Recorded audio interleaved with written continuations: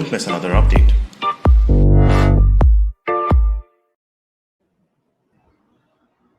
Namaste, and I welcome you today to this discussion with Yusuf Unjhawala. Many of you know Yusuf. He is a member of the Jaipur Dialogues Management Committee and has been a regular in all our physical events starting 2016. In fact, he was a founder member, and he is a defense expert in the sense that he keeps writing and he has his views on the strategic sphere, Indian strategic sphere, the world global strategic sphere. So today I engage him on this very hot burning issue of what is euphemistically called Quad. Why is it called Quad and not an alliance? Why is it called a quad? I think it's purely because four members of the region who have joined hands to well, the interests converge mostly to keep the oceans open. The rule of law should prevail, and then we have one country which is totally against all these concepts and wants to establish its own supremacy in the region and not follow any rules of laws. So the Quad is basically four countries, and that's why it's the Quad. Now we're talking about Quad Plus. The invitations are already out. It has been sounded out in the recent ministerial meeting where they said that they're open to getting to expanding the Quad. So we need to think of a new name. No, that's okay, but I just want to know why this. I find this term Quad rather apology of a term.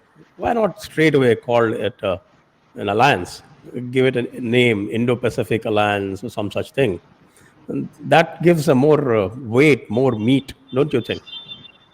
Uh, I think it started only as a consultation thing. So this is back in 2007 when the then Prime Minister of Japan, Mr. Abe, called for this dialogue, and the reaction was obviously immediate from China, which understood the implication of the thing. But I think it was just more to you understand. I think going back 13 years, I don't think even India was ready for any alliance at that time. Until that, the thought did not come. I don't think the full import of China's rise was apparent back then, and just people wanted to get each other's views.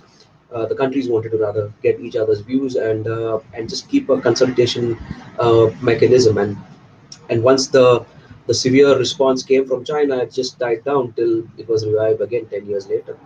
So I think the Quad was just basically to not give any feeling of being an anti some country or anti or rather being a security bloc. It wasn't then. We're still seeing the contours being shaped out. Still not an alliance as yet. The contours are yet to be shaped out. So for the moment, I think it's going to be the Quad till we have certain structure, and then also as the invite has gone out, for more like-minded countries to join, then we might just get a different kind of a name, if at all. This So is you my feel understanding. that there is a certain possibility of this developing into a firm structure and maybe into a security grouping as well. And if suppose let's have an assumption. Okay, suppose it does develop into some kind of a security structure. Do you think it's shaping up like a NATO kind of a structure in future? No, I don't. I don't think a NATO kind of a structure. So everything else, or maybe you could say that it will develop into a NATO structure minus the Article 5. So I don't think there will be any mutual defense treaty. Because I don't think India was going to fight anybody else's wars, and I don't think there's any appetite in any other country, even the US, to fight someone else's wars, except for say, coming to the defense of Taiwan, which is again in the US's own interest to do so. So that, you know, I'm just giving you an example. But I don't think India is going to go and fight a war on the Taiwanese shores if the US, if there is an alliance and the US calls for it. Maybe some of its other treaty partners might. Uh, so short of that, there is a lot of possibilities of what can be done in terms of intelligence sharing, which is already happening. Logistics agreement. India has already signed agreements with all its partners now in the Quad. plus France. There is also one in works with the UK. So when the whole thing of expansion talks about, I think France and UK might be those the next countries in the democratic world who we can expect to join any regional structure that comes up. But short of mutual defense agreement, I think most of the NATO kind of a thing, where you're sharing logistics, you're sharing intelligence, information, very close consultation, interoperability of your forces, all that, even weapons supplies. So if there is a war between one of the Quad members and say China, I don't think there's going to be troops who are going to be fighting from the alliance partners, but there will be weapon support, there will be intelligence support, there will be logistics support, diplomatic and moral support, obviously. So all these will come to bear, and I think that will be working in India's favor as far as India's interests go against its bigger neighbor. Now let's discuss this in the context of our what is called the last 50, 60 years, if not exactly 70 years, of what is called strategic autonomy or non-aligned policy, the policy of non-alignment. And of course, started with the what is called we don't need the army, we only need the police, if you remember, General Lockhart. Uh, and when he came out of the South Block, almost on the verge of tears after being told off by the then Prime Minister that India did not need an army. And they actually reduced the army at that time, even while the war with Pakistan was on, from about 280,000 to about 150,000, and then paid for it in the conflict with China. In that great, dreamy, ideal world of non-alignment and India being a country totally at peace with its neighbors and with ourselves. So what kind of policy was that, and how the reality has finally dawned on that old, sleepy establishment of the foreign services mandarins? Could you please try and trace that development? I think a bit of idealistic uh, policy, but I think there was a bit of realism, but things didn't work out. If you recall, Nehru even asked the U.S. for a squadron of fighter jets when the war with China was going on. But and then there was also there was a time where India was considering a little bit of what you would call an alliance with the US. It was not going to be an alliance of sort, but closer relations with the US. But that didn't work out, and then later on we moved towards the Soviet Union. So it was basically we would like to say that we were never in an alliance, but we're always tried to get close to one superpower or the other, and then finally ended up in one corner. So that was a false policy, and maybe as far as I see, India wanted to have a place of its own identity in the world as a major or leading power. Obviously, it could not be a pole on its own right at that point of time. So probably having a dam and getting a bunch of countries together and being the head of it just the world, because it just led a group of much smaller or the newly independent countries. So maybe that was it, but it was a blunder, because we lost out on economic terms. I think if we had at that time engaged with the West, uh, our industrial growth maybe would have taken off a lot earlier. We would have gotten technology, we would have gotten investments. I think India's growth story would have been a lot different if we had taken those decisions back then. Yeah, I suppose when we thought of becoming a power bloc or leading a power bloc, the classical elements of power were simply missing. Uh, if you want to become a power, then either you have to have economic power or scientific power or military power. You just couldn't manage only on the basis of your what is called democratic power. It wasn't even democratic power then, it was a demographic liability. So, don't you think that it wasn't just a blunder? Though I do call, in fact, I'm running a series called Nehru, the blunder boy, and but this wasn't just a blunder. This was being strategically blind.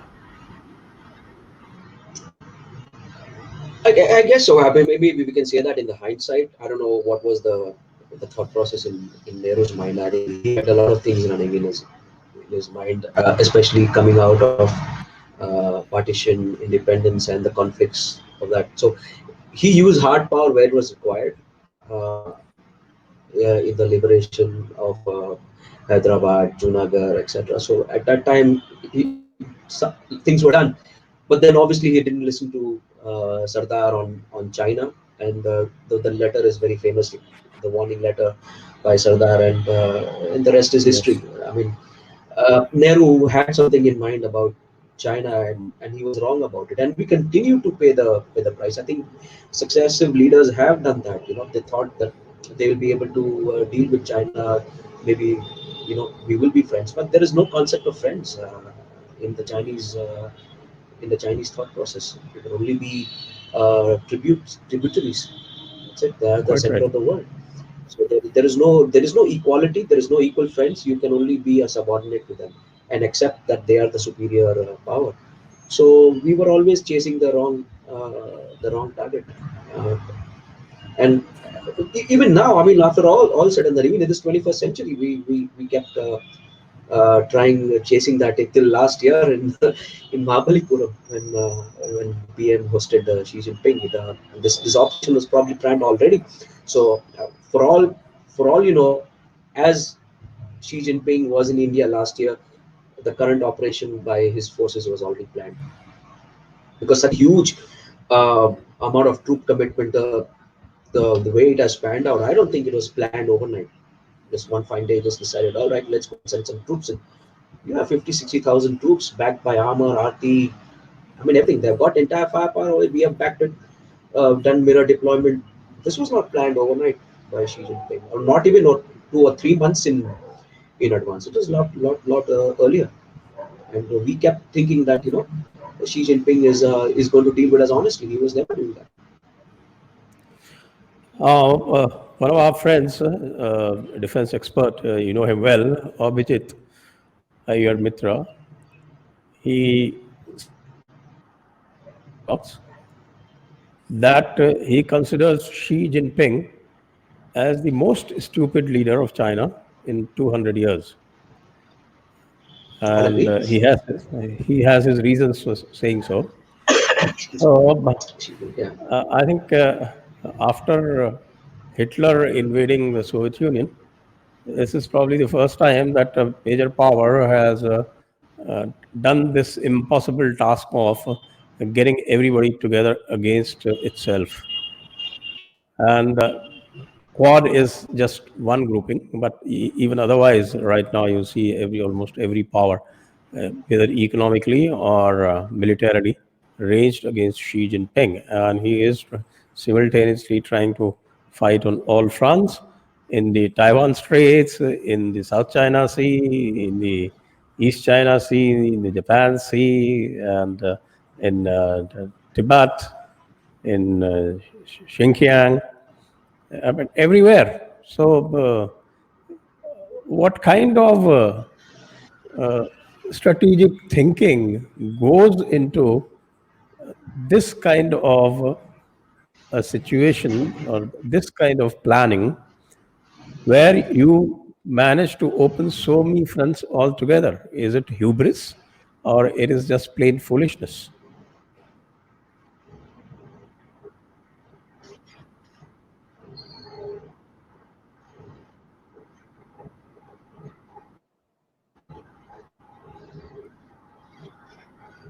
Foolishness and probably the arrogance of power, maybe. He has purged his entire opposition in China, so there is no probably rival over there. And also, no one is who's going to counsel him otherwise. That that this is a blunder that you might be committing, and nobody wants to, show him the mirror as a people who would like to rise in their own fields, be it the army generals or the political leadership, they might just go along and say, "Oh yes, yes, boss, you are doing the right thing." So maybe there is no wise counsel over there. Nobody wants to do that. It's perfectly right. Abhijit is perfectly right to say that he's a stupid leader. I mean, completely goes against what the China thought itself is right. The Sun Tzu is very often quoted, and he says that when you are strong, you are weak, and this guy is he's creating enemies all over the place. I mean, he's managed to rub even the Scandinavians the wrong way, and they are against him. Today's the news is that Sweden has banned Huawei. So I mean, if you've managed to piss those guys off, what to say? It would be really stupid.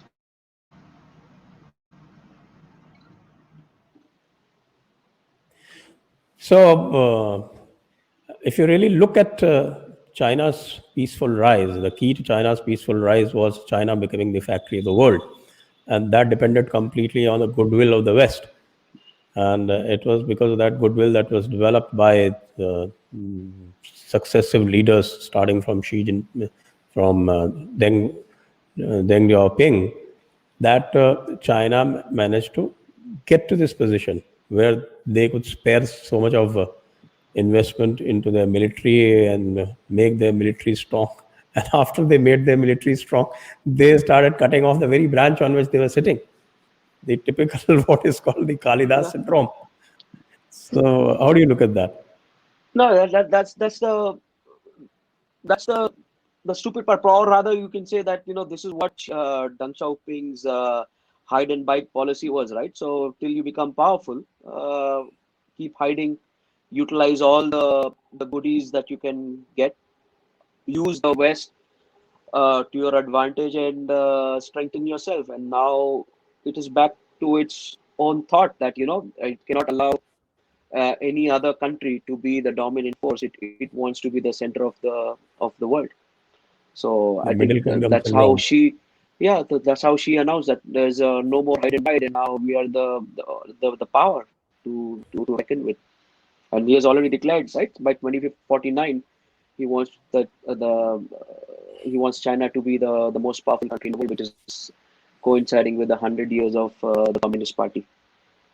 So I think they just there was a huge, you know, a strategic adjustment which Deng Xiaoping started, where he just said, "All right, just let's just quieten down. Let us not antagonize the powerful countries. Use all their capital technologies, and they also develop all the kind of policies that they had to which forced the Western countries to transfer technology, and now they're rivaling it. I mean, they have. I mean, you can call them a lot of thing is a rip-off. They copy a lot, but they have made technological gains with all the policies that were put in place, and they had very single-minded focus that to be able to rival the very countries from who they've learned. Yes. So, where do you fit Quad into this matrix that has developed over the last 4 or 5 years? So, in my opinion, the Quad just should not be a military alliance. It should be there. We have to look at in an overall in a more integrated manner in terms of economic as well as military. If you look at China, it used economic power to via Belt and Road, or One Belt One Road, as is it called, to suck countries into its debt trap, get into its orbit.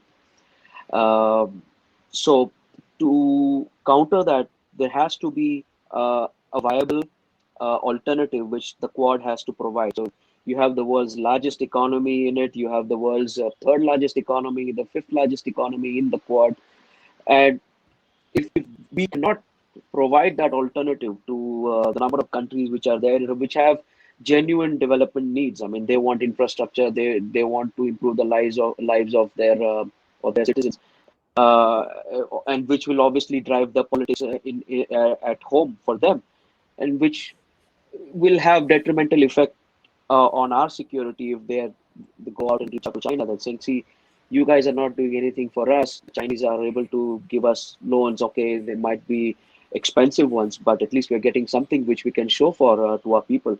So if the Quad does not have a viable alternative to the BRI, then we will continue to face issues. The cost in terms of China penetrating number of these countries which it's targeting will be higher for India as well as some of the other countries in the region to if they get a foothold. I mean, imagine the Australians are concerned about the Chinese flexing its economic muscle in what is Australia's sphere of influence, which is in the Pacific Ocean, where the small islands are nations are there, which China is targeting.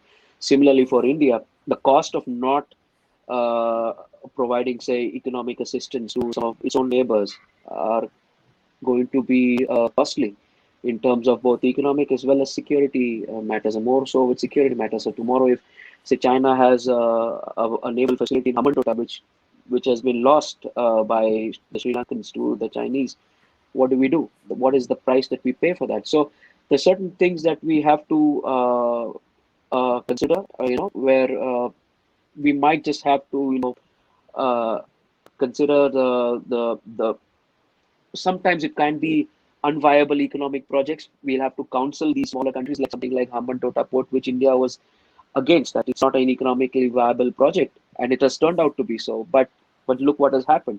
So how do we engage with these countries so that they don't get into ruinous projects and still provide them all the assistance they need, the genuine assistance that they need for the development of the people? So that would be one part. And then the economic side is backed by the military, so that you keep your oceans open. Uh, there is no hindrance to movement of trade. There is no movement hindrance to movement of energy. uh, there is no coercion, there is no intimidation of smaller countries into giving away the sovereignty. So that will be backed up by the Quad. So if you look at the entire picture, the Quad should have this integrated approach of economics and then military, not just be limited to a military alliance or so to take on China, because that's not just going to work. Because some of these smaller countries would say, all right, we are okay with China, let them bring the money in, because we are concerned about our development. Let them make the bridges, the dams, and whatever, even if it's at inflated price. I mean, look at what happened in Kenya. I've talked about it. They have built a railway line about 400 kilometers for nearly $3 or $4 billion. India would have done that for $1 billion, but we didn't, right? So how do we engage? So if the entire Quad is able to pull in, there will not be duplication of effort. So India has a program with Japan, which is the India with the Asia Africa Growth Corridor. So if we can get the other Quad members in, you have a whole host of projects and outline the entire development agenda for this entire region. Then there is no duplication of effort, and you have countered the BRI effectively. Quite right. And at what point, because we've often talked about choking the Chinese through the Malacca Choke, and we have never talked about it openly, or sometimes I think not even discreetly, because of the fear of breaching that nuclear red line. But if the Quad gets into the act, then how does the Malacca Choke play out? Because then that nuclear threat that China poses to others would be effectively neutralized by the Quad. I think we cannot choke the Malaccas just like that, because that is going to affect a lot of other countries, including India, including the United States, Japan, everything. So, what would be the purpose, the intention of choking the Malaccas?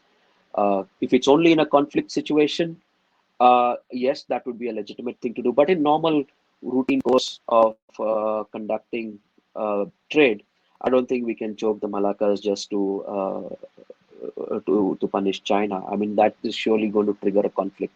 I don't think that would be advisable just to choke the Malaccas without any reason.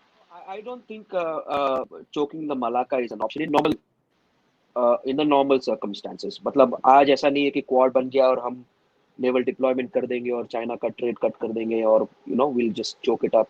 That is sure shot going to lead to a conflict. it's not advisable. It's not going to happen. I don't think the Quad is going to do that.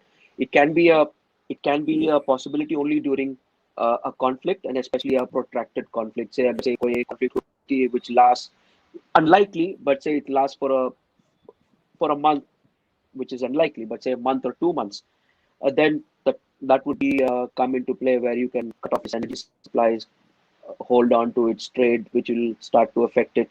So only in a conflict situation, or rather during a conflict, that it might be a legitimate thing to interdict their shipments.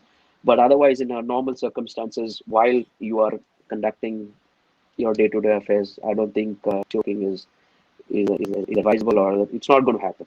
It's not going to happen. You never know. I think if Global Times is listening, I would definitely like to say that it should be treated as a viable option, and why not? Because China keeps threatening everybody with everything. They keep threatening Yeah, people, but there are choking up alternatives South also. China Sea. So why should we have this kind of hesitation in choking up? No, but that is surely going to lead to a conflict.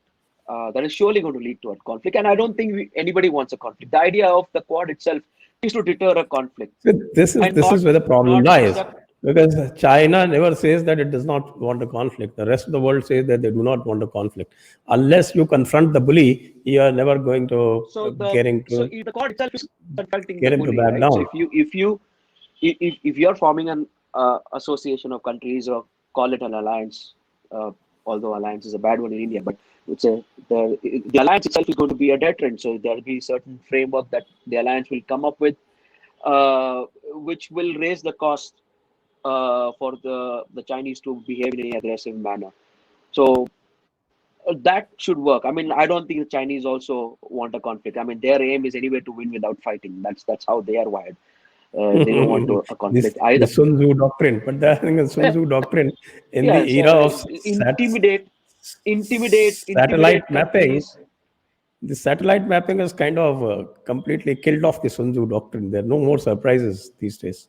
There is no, but the surprise is there in the mind, right? So you don't know what they're thinking, or then it might lead to false assumptions. The whole thing about war is also deception, and it's- obviously there were no satellite back in Sun Tzu's time, but the doctrines can be adapted in the current time, considering all the newer technologies which are available. So deception is or a strategic surprise, it's all in the mind, and how uh, it can be a wrong assumption on our part, which will lead to mistakes. I mean, we've been assuming wrong for such a long time. We thought that we'll make good friends with them. Hindi Chini will be bye again, even after fighting the 1962 war.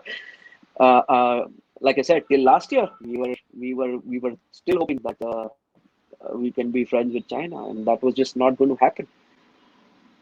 So the false assumptions are wrong, but impeding trade is not going to benefit anybody. I mean, even it's not going to benefit us or the US or other Quad members. You don't want to block up the Malaccas.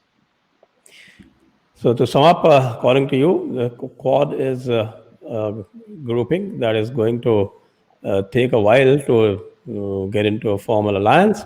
Thank you very much, Yusuf, I don't think it's going to for take a while. I don't think it's going to take a while now. I mean, now things are moving at a much rapid pace. If from the last ministerial meeting, we saw that they are open to expanding the grouping. Uh, India said they are not averse to institutionalizing it, and now we have Australia join the Malabar exercise.